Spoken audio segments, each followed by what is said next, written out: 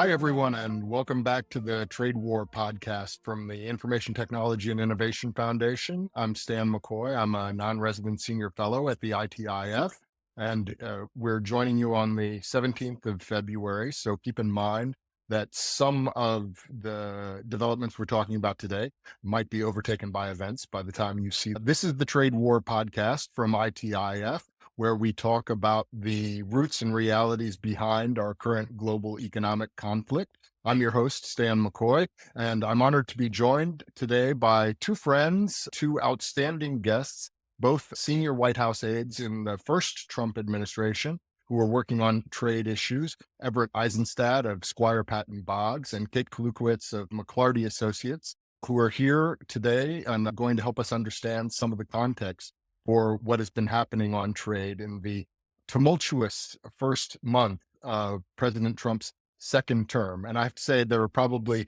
few, if any, people in Washington who are more qualified to reflect on what's happening right now than Everett and Kate. Both of them have decades of experience on the front lines of trade policy, serving as officials in administrations of both political stripes, working on Capitol Hill, and they were both in the middle of the action on trade policy in President Trump's first term. Everett was serving as Deputy Assistant to the President for International Economic Affairs and Deputy Director of the National Economic Council, the NEC, reporting to the President, the National Security Advisor, and the Director of the NEC. And Kate served as Special Assistant to the President and Senior Director for International Trade at the National Economic Council. And I will abstain from reading the rest of your brilliant resumes, Everett and Kate, so we can get on with it. And I think just to start things off, let me ask you both to reflect on the first months of the first 1 month. We're really at the 1 month mark today of President Trump's second term. How does this compare to what you experienced in the first term? What are your reflections? Everett, can you go first? Yeah, I think first, one of the biggest differences, I think, between this administration and the first administration is the role of tariffs. And I'm not saying the tariffs were not a big subject matter for debate in the first term. And just to recall, I was there about 6 months after President Trump took office, and there were a lot of people who were vying for trade influence that time. It was a little bit different. There were a lot of different actors. And we had a lot of debates about tariffs. And the debate was whether or not to use tariffs at all. And if so, for what purpose, right? So the debate was about, okay, if you're going to have tariffs, are they a negotiating tool or is the end result tariffs? And it took a long time before unilateral tariffs actually went into effect. It was almost a year after the president had first taken office. You contrast that with this administration, where tariffs are forefront of the administration's economic agenda, not even just the trade agenda. They've gone far beyond where they were in the first administration, where we had the 232 steel tariffs, the 301 China tariffs, and of course the 201 safeguards on washing machines. We're in a very different environment. They're being used much more broadly, much more aggressively, much more quickly. And there's not as much debate in the administration about whether to use them. They're definitely going to be used. In fact, it was almost a litmus test to be able to go into the administration that you had to be aligned with the use of tariffs as a fundamental trade tool.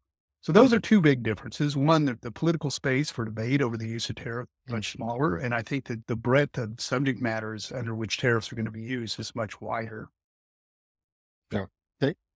Yeah, maybe I'd add that one major difference, I think, too, underpinning this is the change in the American voter and the public positioning around trade as well. Before the election, even a Reuters poll, I think somewhat surprising to me, found that more than half of voters were supportive of President Trump's campaign promise to implement a 10% universal across the board tariff and 60% tariffs on China. We've come a long way in a perception around what is fair trade across the country and frankly in Congress as well. We didn't see a huge change in the way that President Biden approached some of these issues. Congress has really changed its tune. The discussion around tariffs being used to pay for a tax package is frankly unheard of in my time doing this.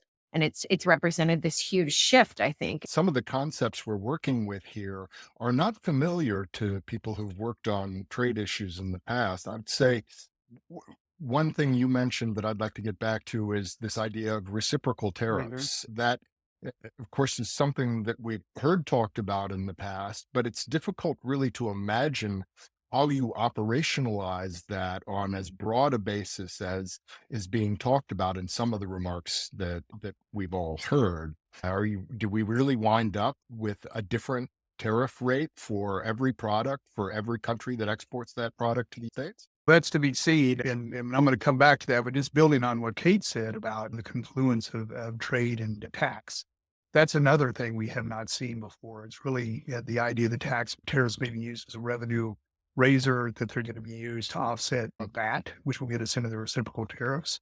But also the fact that you can use tariffs to go after some of these pernicious policies in the European Union, like the digital services tax. I know it's been a problem for many years. So it just goes, it's like you're having both a breadth, but also a confluence of issues coming together. And I think the idea of it, I've heard it called a universal reciprocal tariff. I've never heard those words used together. It's a new concept. I think if you were to go back and read the U.S. trade history, you might find the Reciprocal Tariff Act back before Smoot-Hawley, and I think some viewers, I'm sure, are familiar with that. But this idea that you're going to impose a universal tariff at a reciprocal rate upon all trading partners and all products it's something that the U.S. has not done in decades. And there was a reason for that, because when it was done before, it didn't work that well. And it resulted in a race to the highest tariff rate and very hard to administer. And that was done. Of course, Congress had a role in that and got so cumbersome they had to delegate that authority to the president. Now the president wants to use that authority to do the same and go reciprocal and universal.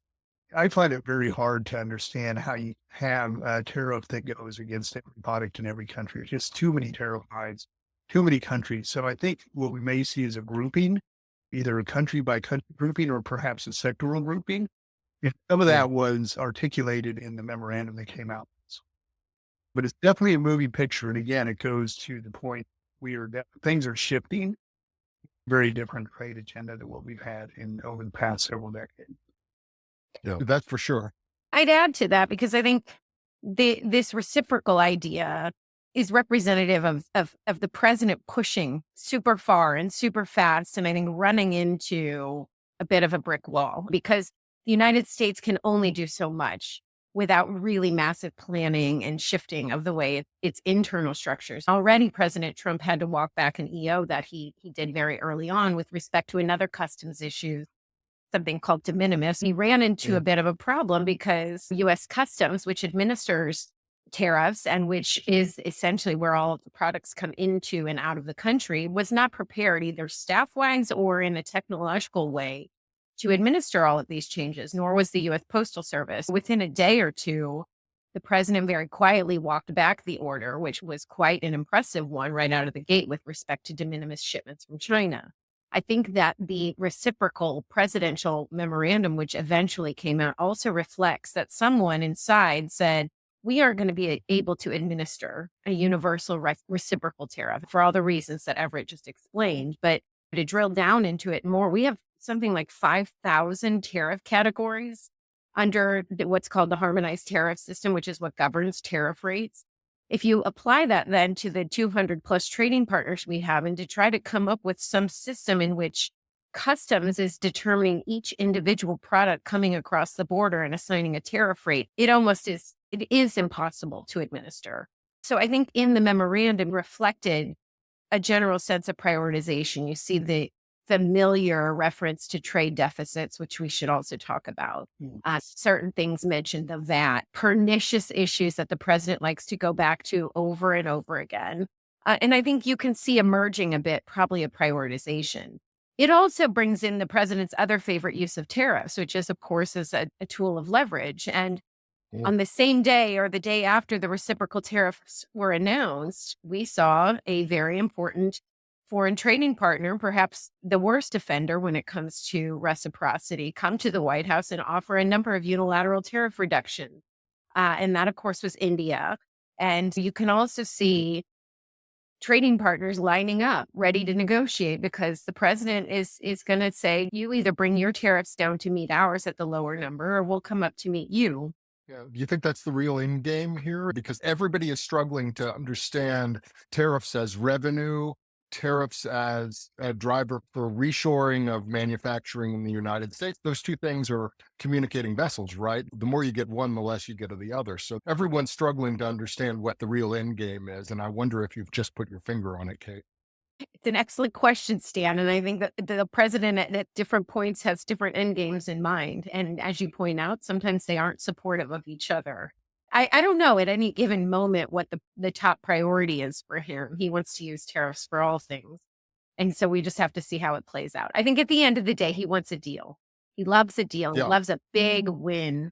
And the language around fairness, which I think is a huge driver for him and really comes from the days of his first administration. Robert Lighthizer talked about this quite a lot, went to the WTO. For all those that say that Donald Trump wants to just break everything up, I think that's not entirely fair because really his former USTR went to the WTO membership and said, look, you all made commitments here to bring tariffs down. You don't get to hide behind a particular status that enables you to maintain these high tariff rates.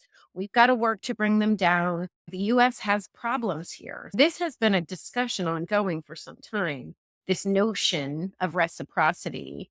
And frankly, again, to my first point, you hear lots of members of Congress now who know what our tariff rates are on individual goods, for example, autos, talking with a great deal of specificity around what our trading partners are charging, like products from the US. And so I think we are going to move towards some reciprocal treatment. My hope, of course, is that trading partners somehow bring their tariffs down to match. I don't think any of us want this increasing race to the top, but this is where the president is prepared to go. And on Kate's point, I think the WTO is a really interesting example of an institution that was designed to achieve one objective, then stalled out. And I think one of the things that really dawns on me when I look at the administration, and not just the Trump administration, but even President Biden, is the use of U.S. economic power to achieve objectives that cannot be met in the WTO. And I think it's a reflection of the WTO's inability to deal with a lot of the problems that we're having today with state-owned enterprises, IP theft, the fact that negotiations were not happening. It was all coming down to litigation and disputes, and which were often used to chip away at U.S. trade revenues, which were, of course, part of the bargain for our open market. You have an institution that was designed for one purpose, wasn't fulfilling it, and this idea of getting into a unilateral approach, it makes sense. Even prior to the Trump administration, it was starting to fray. Now we've gone to a very different place, and we have always in our country used tariffs for different purposes. We've used them, we've linked them to labor, environment, all kinds of things. We've never used the threat of increasing tariffs in this way, at least not in my lifetime. And I think that's one of the biggest differences. When Kate and I worked together at the U.S. Trade Representative's office, our mission was to get trade agreements and lower tariffs, get other countries to lower tariffs through incentives. If I had the kind of leverage that President Trump has now, I think we could have got some really awesome deals. So it's going to be interesting to see how this works out. It is. Everett, you mentioned a couple of issues there, state-owned enterprises and IP theft, that are China issues at their heart and soul. And one of the things that's fascinating, I think, for many observers now is that we focused so much on the Western Hemisphere in this first month of the Trump administration. I know it's near and dear to your hearts. You've both got a lot of background on those issues. But in a big way, the driving issues, the issues that are causing the tension in the trading system, as you just pointed out, Everett, are China-related issues. They're all about how China has been able to manipulate the trading system in its own favor, in part by doing some of those things you just mentioned. Help us understand the situation. Why are we focused on Western Hemisphere? And do you see the focus changing to China and some of these underlying issues? I think even in the Western Hemisphere, you are going to part of the concerns over China. One of the biggest concerns is that you have China in there in a lot of our free trade agreements, taking advantage of those agreements to circumvent some of the trade protections that the United States has put in place to keep Chinese products out. That's one of the major drivers, even under the Biden administration with the USMCA review, is how do we modify the rules of origin and put in protections to make sure that third parties aren't coming through to take advantage of those FTAs. So that's a theme we're going to see even broadly. And the fact that we have more FTAs in the Western Hemisphere means it's going to be a focal point. And of course, the concerns over the Panama Canal reflect broader concerns over security issues that have also infiltrated the psyche of the political psychology in Washington. You had 301 shipbuilding under the President Biden investigations. You got investigations over data collection through ports and some of the port facilities and some of the machinery that's used there to process all the cargo coming through. And then you've got the investments by China into ports in, say, Peru and perhaps in Nicaragua and other countries. So the focus on Latin America is in some ways a focus on China. I also think it's an area that's been under a little bit neglected in the prior administration. There's a lot of initiatives that were undertaken, but as far as real engagement, it didn't really take hold. So it's a long due focus. We'll see where it leads to, but I think there are elements of China in there, national security and trade, that are going to come together and really define our relationships with the region. It's a great point that the China issues lie behind some of the Western Hemisphere issues. What do you think, Kate, of the way that leaders in the Western Hemisphere have been handling a situation they've confronted over the last 4 weeks? I have, of course, like most of the world, been really interested in the Mexican response. I think Claudia Sheinbaum inherited a pretty challenging situation with the U.S., and we were all watching and waiting to see how she would work with President Trump. Of course, I think for anyone on the outside, we recognize that so much of this is about relationships and about how the foreign leader interacts with President Trump. He likes a strong response. And I think that she has been extremely measured and thoughtful and also, frankly, ready to stand up for her country. And I think that means we're going to have good discussions between the United States and Mexico as we move into this very difficult time, right? This discussion about the USMCA, the US-Mexico-Canada Act, the replacement agreement to the NAFTA, negotiated, of course, by President Trump's team, and I think referred to him as the greatest trade deal ever reached. We're going to have a proxy war here on China. I agree completely with Everett that so much of what the USMCA teams are going to look at is this notion, whether real or perceived, of increased Chinese investment to the south of our border, taking advantage of the free trade agreement. And I think we'll get into this a bit. Some of the Chinese investment in Mexico is not even benefiting from USMCA, but rather our low tariff rates. It gets back to this question of where the United States tariffs are generally and how other countries can benefit from those low tariff rates. Mexico, early on at least, even with respect to some challenges that came up in the Biden administration with respect to questions of transshipment of steel and aluminum from China, they were prepared to match U.S. treatment of those imports to ensure that they weren't somehow a conduit for cheap Chinese goods. But we're going to have to look potentially at applying that much more broadly. Now, to be fair, our neighbors to the north have also taken some tough decisions matching U.S. Duties on Chinese EVs at 100%, which was a signal that they're willing to work with us as well to address some of these issues. But for me, USMCA is going to be the indicator of how U.S. trade policy looks going forward and how we work with our trading partners in the West Hem on some of these challenging China issues. Yeah, I completely agree. USMCA is laboratory. It always has been. U.S.-Mexico-Canada relationship's always been the point of our trade policy development, all the way back to one of our first trade agreements, which was with Canada. And it was unprecedented. And everything that comes with Mexico is new and untested. So we're going into the same kind of dynamic here.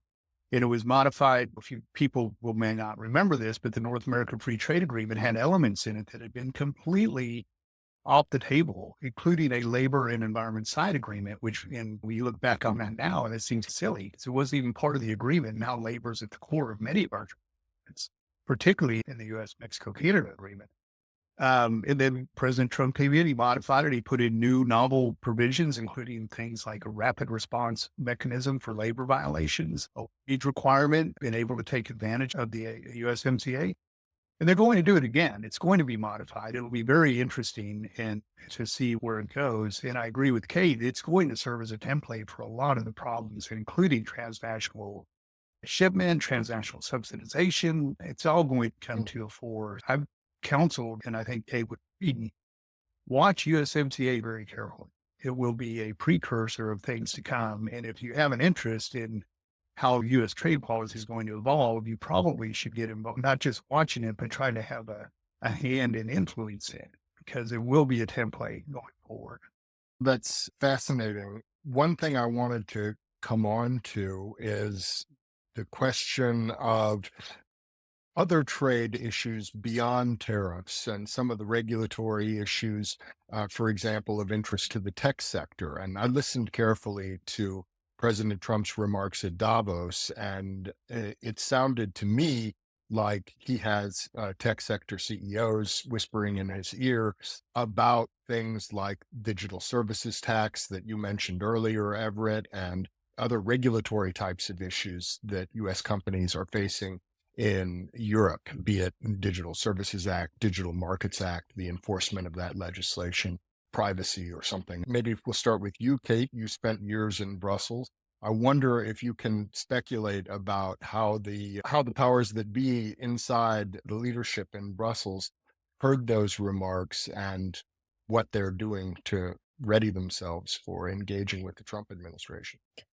Yeah, it's a great question. And it's also really interesting if we were to analyze the evolution of the role of the tech CEOs in Washington over time, right? It's been a fairly dramatic change, even from the first Trump administration. And we'll recall, Everett mentioned at the beginning, the Trump administration was very upset about these digital services taxes, which went into place during his first administration. And of course, he used his executive authority to investigate those measures and went all the way toward implementing tariffs, which were then taken off the table by the Biden administration. But I think it's worth just a moment thinking through also the U.S. approach on digital policy, which has gone through such a dramatic evolution in the past several years. We talk about motivation. President Trump early on was no big fan. I think we can all remember he was no big fan of some of these big tech companies, which he felt were controlling speech or trying to come out against him. And yet he felt fairly strongly that efforts to tax U.S. companies for their digitally delivered goods and services, when done in a way that only surprisingly captured U.S. companies in the tax revenue collection, was targeted and discriminatory. And of course, we saw that very prominently in Europe, and we didn't even have to try to analyze it. We had European leaders saying they were coming for the American tech giant and saw that as a huge basis of revenue. And we all know how Trump feels about revenue in the US. These are his companies to tax, not a foreign jurisdiction. Then you layer on regulatory policies, which are at best intended to regulate in the public interest, but at worst are designed really, again, to go after and target and dismantle the US tech giants. And surprisingly, Europe has none of those, and a track record of comments from European officials over many years, including when I first started in Brussels, around the need to create European counterparts, a European Google, European champions. So it's quite easy, I think, to understand what Europe was trying to do. Now, those particular pieces of regulation, the Digital Markets Act and Digital Services Act, went into effect during the Biden administration, where we had some very prominent Biden officials, including the USTR, surprisingly, supporting Europe's attempt to break up US tech companies, which also offended President Trump. And frankly, even surprisingly, some very far on the left side of the aisle saying, these are our companies to break up, not yours. So we have this whole dynamic around extraterritorial application of these things. Then other companies started to copycat the European regulation. We saw measures in Korea. We saw measures in Brazil. So this has been bubbling and building, and members of Congress very frustrated that the Biden administration was unwilling to confront some of this. Now we have President Trump. And as you've seen, the evolution of the tech relationship has swung the other way. We saw everyone in the front row of the inauguration, which was quite interesting. But this rhetoric again now about Europe and its discrimination and targeting of U.S. companies is not going to be tolerated. One of the very first things that the Trump administration did in its America First Trade Policy Memorandum of day one was cite some of these DSTs. And not only cite them, but also withdraw from this multilateral discussion around taxation, which means that those investigations and possible retaliation may be back on sooner rather than later. The companies have been paying those DSTs for a long time. We see, of course, Elon Musk in a very prominent way, complaining about the European regulatory agenda. But maybe most importantly was the vice president in this new role as tech emissary in Europe last week, being very clear that the United States is not going to stand by while these policies undermine our competitiveness. And so I think Europe's in for a shock here. Shouldn't be. They should have known that this would eventually catch the attention of somebody. But we're going to defend these companies because, of course, they are the economic engine of the United States, whether you like what they're doing or not. Stan, if I could ask Kate, I know you're the interviewer, but I'd love to ask Kate a question. Very curious about this. Go for it. It really comes to one of the core observations that I have with the European Union is that the institutional structure, this is a thesis, okay? You tell me if you agree or disagree, or if it's the most provocative thing you've heard, you can tell me that too. But the institutional structure of the European Union is all about trade. The only thing they can regulate is external. And what the real problems are internal. They need a competitiveness agenda. Yet they don't have the authorities at the EU level to actually do what they need to do to create the EU goal. What do? They try to regulate externally and control our environment. And it just isn't going to work. Until there's some resolution of that, it's not just in the tech sector. I see it across the European Union in defense and pharma and just all over. It's an institutional problem. And we talked about the WTO and its inability to deal with modern problems. I think that what the president is identifying are some serious lapses in the international economic framework to address the kind of issues that need to be addressed fundamentally now. So this shift is disruptive. It's painful. But maybe in some sense it's necessary. But I'd really like to hear Kate's perspective after spending so long in Brussels about that thesis. Do you feel like they have the capability to do what they need to do, or is this all outwardly focused? The irony is you need more Europe to do the things that it needs to do. There is a fundamental logjam around the rationale of if you want to be successful, the European Commission needs to be more powerful, not less. But the member states do not want to give up more power to a system that has been incapable of delivering what it promised to deliver. And so we find ourselves in a really difficult cycle. And the loss of the UK and the loss of the more liberal views on trade and openness has really, I think, caused the system to atrophy a bit. I think I agree with you completely that tech and digital is only one chapter in this economic story, right? Which really began with all sorts of other sectors, I'd say maybe starting with agriculture and manufacturing. And what we have, of course, and everyone is familiar with the European approach. They call it the precautionary principle. But what it means is they regulate first and ask questions later. And this creates, unfortunately, an ecosystem where the regulatory burden is so intense that companies either don't thrive, they leave to go to a more, let's say, open infrastructure like the United States, or if they can't leave, they ask the European Commission to apply burdens to competitors to somehow make things equal. So this is what we see in agriculture, where we see internal regulations intended, for example, to save the bees in France, be applied to farmers in California, which of course has nothing to do with the bee population in France. But if France has a heavy regulatory burden, then by God, their competitors in California will as well. Now, I think there are voices in Europe that understand this is not a sustainable approach. There was the famous Mario Draghi report, which I think said all of these things out loud, that this regulatory burden is crushing Europe's ability to innovate. I was thinking of the Draghi report whenever it was asking his astute question. Yeah. But to implement the Draghi report, right, you have to have the French and the Germans and the other member states all turn over some authority to the European Commission. And I am somewhat pessimistic about the odds on that. It's a fascinating point, though, Kate. This is not an anti-European agenda. In some ways, it's a pro-European agenda, right? The answer is more Europe or more powerful, something that has to be resolved inside of the European conversation. And I should reassure our European listeners that we'll have future episodes where we'll have European voices on the screen to talk through some of these issues as well. So it won't be just about Americans criticizing Europe. I don't actually, I'm not criticizing. I'm trying to be realistic here. And I completely agree with you, Stan. This this could be a moment, a pro-Europe moment. And I've seen some of the reactions even to the comments of Vice President Vance in Brussels last week, particularly with respect to security and NATO. This is a moment for Europe to put Europe first. What are Europe's objectives here? What does Europe want to do to be an equal partner to the United States? This is a real moment, I think, to shift this dynamic. How do we turn things around there at a moment where the economic picture is not great? So I'm hopeful. I'm a Europe fan. I loved living in Europe. I love the European Union. It's got to step up. I think this is a moment for them to really think about what the future holds. Totally. I'm with you. I'm in the Europe fan club too. Everett? No, I totally agree. It really is almost a critical turning point in European internal policies. Where do they want to be? And it's an uncomfortable place to be.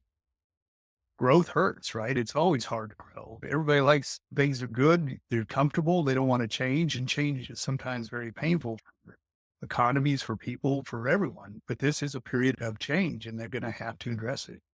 Now, I think we're at the very beginning of that. So it'll be very interesting to see how the reaction is. We're just, 4 weeks of the administration, of a 4-year administration. Mm. I think things with Europe are going to get more tense before they settle in many ways. But it's definitely a space to watch. And Europe's willingness to be a first regulator is very impeccable. So we'll see how they address some of these. And we'll have impacts far beyond Europe. So it'll be very interesting to watch this development. I'd like to shift gears for a minute and talk about the confirmation hearings for Jameson Greer, the USTR designate. Everett, you were leading finance committee staffer for many years. Kate, you worked on the Hill as well. I think you're both eminently qualified to be analysts of that hearing. I'd like to get your reactions to what you've heard. And you've also both worked with Jameson Greer, who was chief of staff for USTR Lighthizer. First of all, I was quite surprised, Everett, at the intense frustration projected from members on both sides of the aisle about the way the previous administration managed its relationship with the Finance Committee. Can, as someone who's been there working for the Finance Committee for many years, unpack that for us? What is behind that? What is the normal order of business there, and why do they feel it was violated? Oh, absolutely. I think you have to work really hard as a USTR to get the finance committee to be that angry at you. They want to be friends with the USTR. They created USTR. It's something they believe in. It is supposed to be and should be somewhat of a translator of congressional priorities to the administration. Of course, in order to serve that role, you've got to be able to understand Congress and work with Congress. Unfortunately, I think the prior administration on trade, one, they didn't really have a very robust trade agenda. Two, they didn't consult. And if there's anything that the Finance Committee, and I'm sure Ways and Means is the same, resents is not being consulted. You can do some things they disagree with, but if you don't talk to them in advance, it really leaves lasting distrust. And I don't know how many times the prior administration had consulted on some of their initiatives, but the feeling you got was very infrequently. And that's just not sustainable. It's really unfortunate. Now, I think Jameson, and we'll go back, you contrast that with the Master Lighthizer, who came from Congress.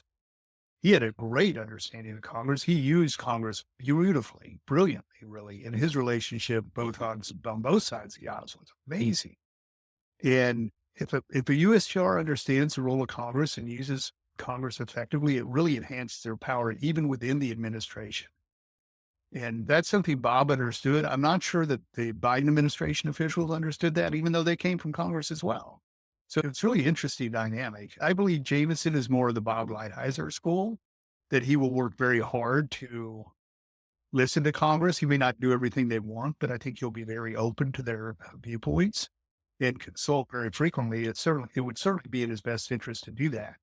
I did work with Jameson. I find him to be he's a good lawyer, definitely understands U.S. trade policy. He really knows the tools and how to use them. And I think he'll have an impact. It's the kind of impact you may not see on day one because he has more, I don't want to say a laid back style because he's not laid back. He's very intense, in fact, but I think he's more deliberative than some of the other folks that just come out and want to get out there and make a splash. He's going to have a long-term impact, and it's going to be done over time. I think very astute observation about Jameson Greer, who I think is a true believer in some of the ththings we've been talking about. He truly believes that we need to fundamentally change U.S. trade policy and the commitments we've made. I think that his influence is going to be very quiet, but I think it's already very recognizable in some of the things that we've seen, notably for me, the day one surprise, frankly, of no new tariffs, but rather a comprehensive trade policy memorandum laying out the policy and legal justification for significant changes to how U.S. trade policy will look. And if I had to make a prediction about Jameson, agree with Everett, he is not flashy. He is incredibly smart and thoughtful about what he wants to achieve here. And you can see he's been, over the past couple of years, very prominent in some committee hearings on the Hill. You can hear him, particularly on China. I would say China is what drives his vision on trade, and the need to fundamentally change where we are in the WTO and in other agreements really goes back to this China question. And I think he is going to work very hard to avoid overnight tariff announcements that may get tangled up in the U.S. legal system around whether they're appropriate or not. He wants this to be a lasting change. And so I think, again, when we think about how the internal machinations of trade policy work, he will be pushing for this sort of longer term approach, maybe at times confrontational with what the president wants to do. And so I think this will be the question of how he will manage being effective, but also wanting to lay this foundation for what he hopes to do. But I think he's going to do a great job. I agree with Everett. Once he's in, he will be an effective conduit, I think, to Congress. And so I think we will have, at least after 4 years of bumpy administration congressional dynamics, we'll have a return to some engagement. I just want to make this point. I think that is so critical, because if you're going to have durable trade policy, you have to have Congress engaged. You simply can't do it without them. The authority rests with Congress, and I know they want to be engaged. They want to work with the administration, and they want to do it right in the American interest. They're a third of the government. Their power is pretty diffuse among many members, but when you can get it aligned and focused on a fundamental outcome, they can deliver. And once delivered, it's pretty durable. It makes a difference. The time spent with Congress is time well spent. So can I ask a question of Everett now, Stan, since he did this with me? I love that idea, right? That Congress is going to stand up and do what it needs to do, because of course it is 1/3 of our government. And we're going to have a lot of challenges here on balance of power issues that I think will play out in the next 4 years.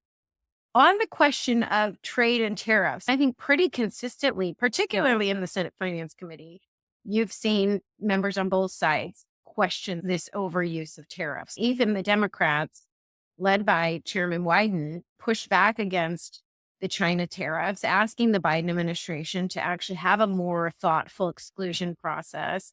You hear Republicans over and over again, and Democrats, of course, but Republican senators in these confirmation hearings pushing these nominees on, give us more clarity on tariffs, because we understand the economic harm to the U.S. of certain tariffs. We have constituents like our farmers who will be hit by retaliation. They are pushing for this more thoughtful policy, but only to a point. Sure. Do you think that at some point that Congress is going to actually exercise its constitutional power?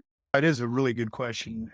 A very provocative point. Yeah, it's one that I think about a lot. I do think they will, but it's going to take some time. What we have now is an administration, I don't want to say it's at the height of its power, but it has a lot of political runway. It just won an election. It won it by a fairly significant margin. It brought the Republicans to power in the Senate and that retained power in the House. And a lot of people feel that because of the fact that President Trump had campaigned on tariffs, that there's a lot of public support for tariffs out there. When you talk about the reciprocity and the unfairness, it resonates immediately with people. It's like, why is it like that? I'm glad he's finally doing something to change it. At the same time, when there's change, there's going to be disruption. And disruption is going to hurt the way they've done business. They're going to go to Congress. They'll mention their concerns. Their members will want to do something about it, because if they don't address their constituents, they're not going to get reelected. So they're going to want to do something about it. So right now, as has been noted in our prior conversation, there aren't a lot of tariffs in effect right now. There's still the China tariffs. The 232 steel and aluminum exclusions have been tight. In fact, they've been eliminated. So there may be more with that action. I think the 232, there'll be more and more companies going to Congress saying, look, I can't get this product. This is going to hurt my business. And Congress will be getting the right letters and they'll start to engage and bring up questions. And so it's going to develop over time. But what will be really fascinating, and I hope I'm right about this, is will there be ultimately a big trade bill in the Congress? And it's been a long time since we've had that happen. It's been 2015 was the last big push on trade. And so we're working with trade laws that are very dated, in fact, 10 years now. It's time to do that. There's a lot of proposals in the administration's American First Trade Memorandum that are going to require congressional input because the authorities simply don't exist. There's things you can do on transactional subsidies at the margins. There's things you can do to revamp trade agreements to some extent, but there are limitations. You can only go so far. So at some point, Congress is either going to be asked to get involved or they will get involved. It'll be welcome in my mind because it's good to have Congress engaged. It helps bring more power to the president, but it also helps limit the president's ability and gets direction of the president. And that's when we're going to have a fundamental shift. Without Congress, I think it's just a temporary something that can be turned around. So yeah, Kate, I do think we'll have one, but I predict it's going to take a while. A new big trade act. You heard it here first. Yeah. I've said it before, but no, I think there will be. And I do. And if I'm wrong, okay, I'll value you both there. So there. But we've been dancing around a point here about uncertainty for the business community. And I'd like to come straight on to that. There was a piece in the New York Times yesterday talking about reciprocal tariff that really leaned on this point of business uncertainty. And the CEO of Ford Motor Company was quoted in that piece saying that tariffs on Canada and Mexico would blow a hole in the sector like nothing you've ever seen before, to paraphrase. And I'm wondering, both of you are now in the business of advising the private sector on some of these issues we've been talking about. What kind of feedback are you hearing from the business community about managing this uncertainty? I'd say a couple of things. First, is it real? It's very expensive to comply with a lot of government policy shifts. And it's not something you do just flip of a hat. It's not like these companies have unlimited funds to just be able to pay consultants and shift their business models. It's very costly to them. And every dollar that's spent in shifting, they can't put in R&D or they can't put in new facilities. And they have to think about it very hard. And the one thing I've heard that worries me the most is even in investors, when they look out over the landscape, they see unpredictability, they just stop. They don't do anything. They don't invest. They don't make strategic moves. They don't do joint ventures. They just say, wait a minute, let's just let this settle for a while. To me, that's not a great dynamic for growth. I don't know if Ken, you agree with that? And Probably part of it.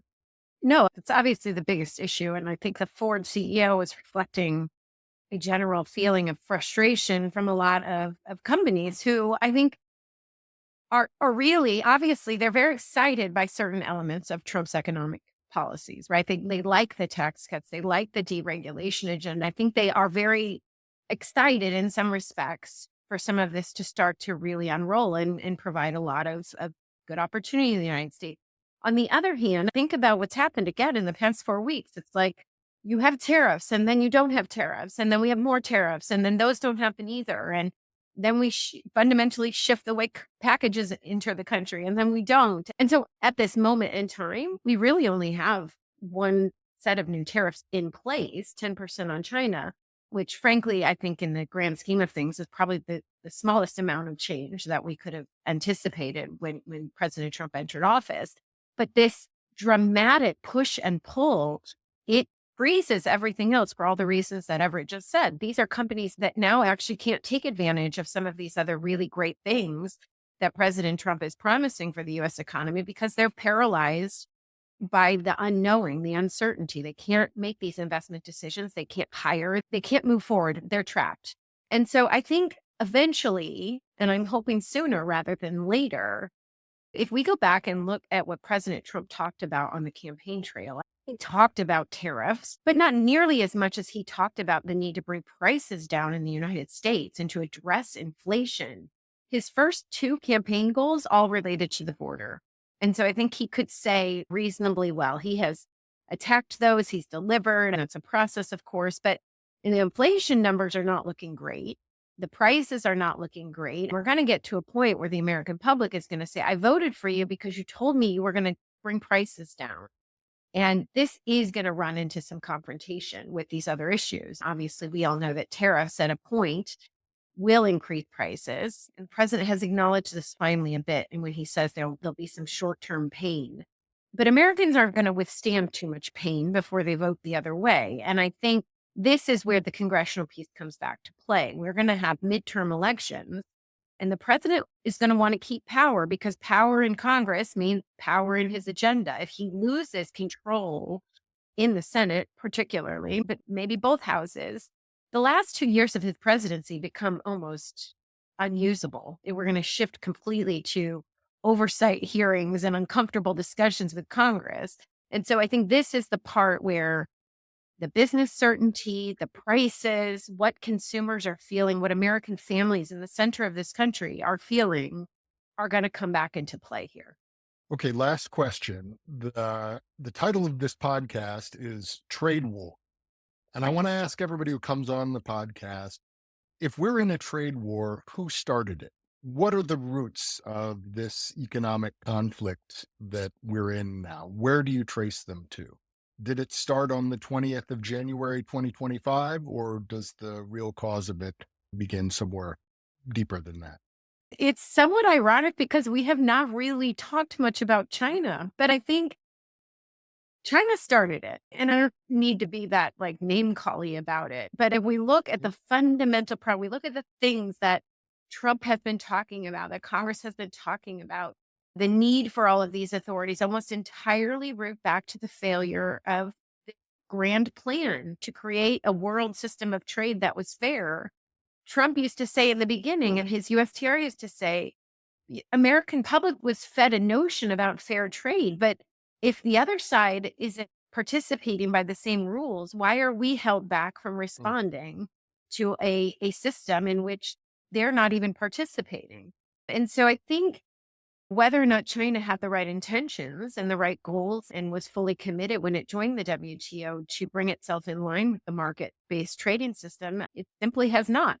And it has so fundamentally shifted the way the rest of us do things that I think a correction is necessary. And so I think this is simply Donald Trump saying the hard, unpleasant thing out loud, but we have to do something about the system in which we have shackled ourselves, right? We have to fundamentally shift that. And so it will be painful, it will be challenging, but I think it is important to think of it in those terms, that we need to emerge with some sort of new arrangement which reflects that we are not playing by the same set of rules. I do completely agree with Kate, and we'll come back to that. But one of the things I always try to do, everything always looks terrible when you look out there. It doesn't, it's like, could it get any more complex or tumultuous? And the reality is, yeah, it can. And it has been. You read U.S. history or even economic history, there's been tariff debates way for centuries about pro-tariff, anti-tariff. So this is nothing new in U.S. debates, political debates. But it's something we're not accustomed to. Now, why is it happening now in this period of time in U.S. history? Is because of exactly what Kate said. There is a deep frustration that the trading system that we built that was supposed to liberalize and open markets failed. Didn't do it. And I was part of it. I worked hard for the U.S. I worked hard to get the WTO in place and get all these trade agreements in place. I believed in them very much. I still believe that they play a very important role. But they can only do so much. China's rise as an economic power and its ability to do long-term state-owned enterprise, directed investment, tech sectors has to be dealt with. And if it's not dealt with by institutions, it will be dealt with by markets, and it will be dealt with by reactions like we're seeing today. So completely agree with Kate. We need to come to a new dynamic.